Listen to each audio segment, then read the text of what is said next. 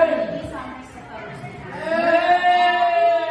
Pagi sampai pagi.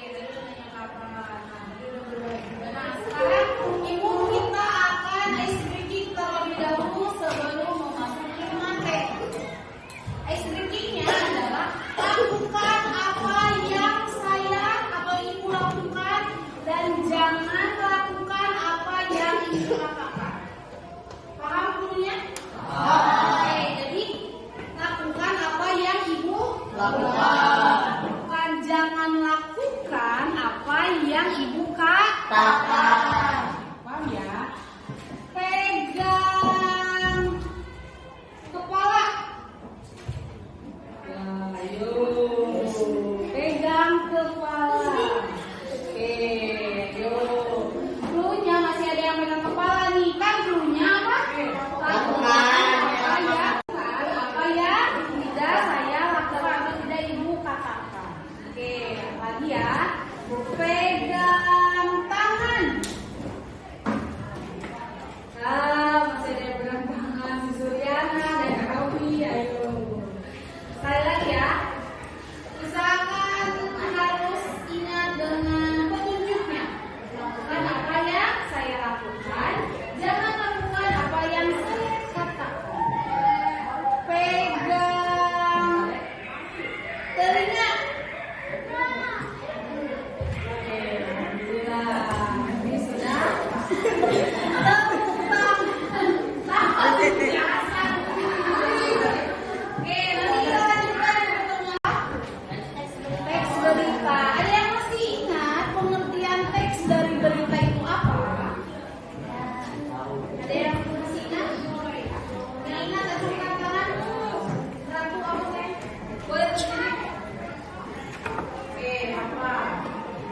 Teks berita adalah teks berisi tentang informasi.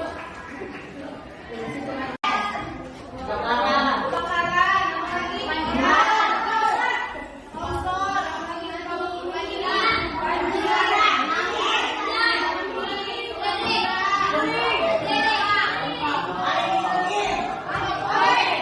tadi juga bukit, apa lagi?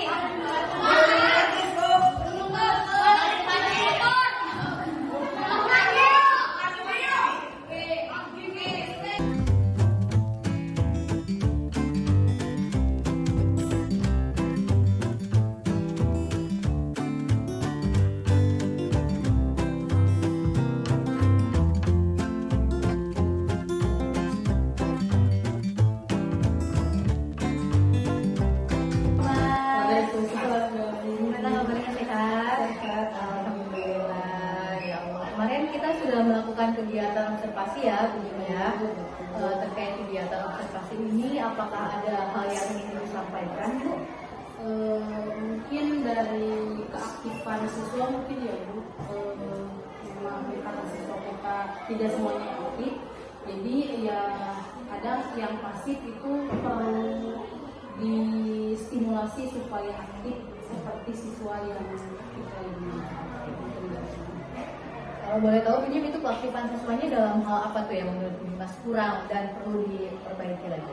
Dalam terkait materi mungkin kalau misalkan anak yang sudah paham mungkin ketika ditanya kan aktif menjawab tuh, sedangkan siswa yang mungkin tidak memahami materi secara keseluruhan dia mungkin hanya diam saja gitu karena mungkin materinya tidak dikuasai. Kalau dari keseluruhan satu kelas itu berapa persen kira-kira yang menurut Ibu belum aktif? Menurut saya 70% karena lebih banyak yang tidak aktif sebenarnya ketimbang yang aktif. Kebetulan kan kelas yang saya ajar kemarin lebih banyak laki-laki ketimbang perempuan.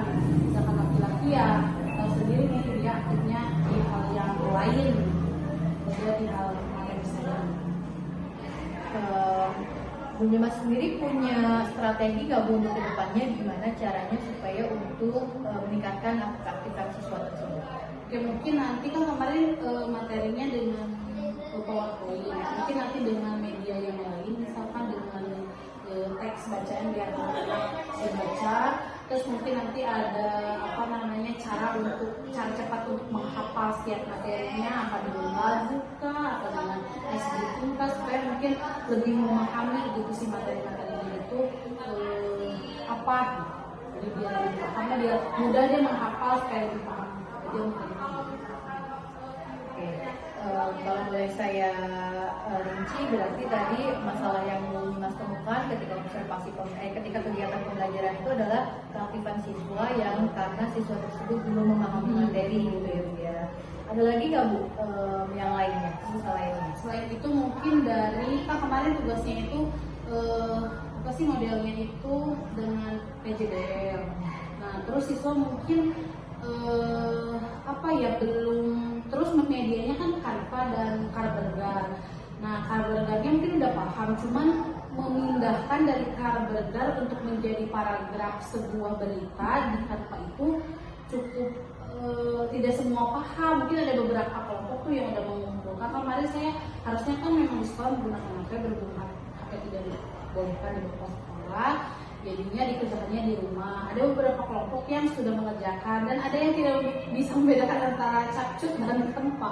Jadi mereka mengumpulkannya dengan capcut bukan Canva. Padahal sudah jelas kan media pembelajarannya adalah Canva, tapi tidak apa-apa, setidaknya mereka sudah mengerjakan walaupun dengan media yang berbeda seperti itu. Nah itu hanya beberapa kelompok, mungkin 50% lah yang paham gitu ya, 20%-nya yang belum mengerjakan. Mungkin entah dia tidak paham Canva, entah dia malas mengerjakan, belum saya tanyain lagi nih karena belum masuk ke kelasnya. Ya nanti solusinya mungkin akan dibedakan sesuai dengan pembelajaran diferensiasi ya. Mungkin ada yang paham dengan digital, ada yang tidak paham. Mungkin yang tidak paham saya nanti kasih LKPD supaya mengerjakannya di LKPD itu gitu. Yang sudah sampai berarti sudah aman dengan saya proses penilaian. Keren banget ya Bu, Mas akhirnya sudah sampai ke kesimpulan bahwa siswa itu perlu diferensiasi. Iya betul, ya, karena mungkin ya beda-beda gitu ya. Ada yang mungkin paham dengan digital, ada yang kurang gitu, mungkin keterbatasan HP dan lain sebagainya. Untuk kedepannya, mulai kapan Bu Mas akan mencoba pembelajaran tadi, diferensiasi dalam hal produk?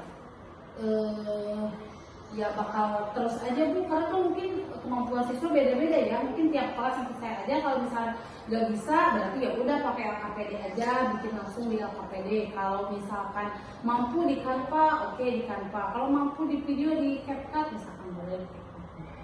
Yang penting anak bisa mengerjakan tugas walaupun nanti dengan hasil yang berbeda, tetapi tujuannya sama gitu, menghasilkan sebuah berita walaupun nanti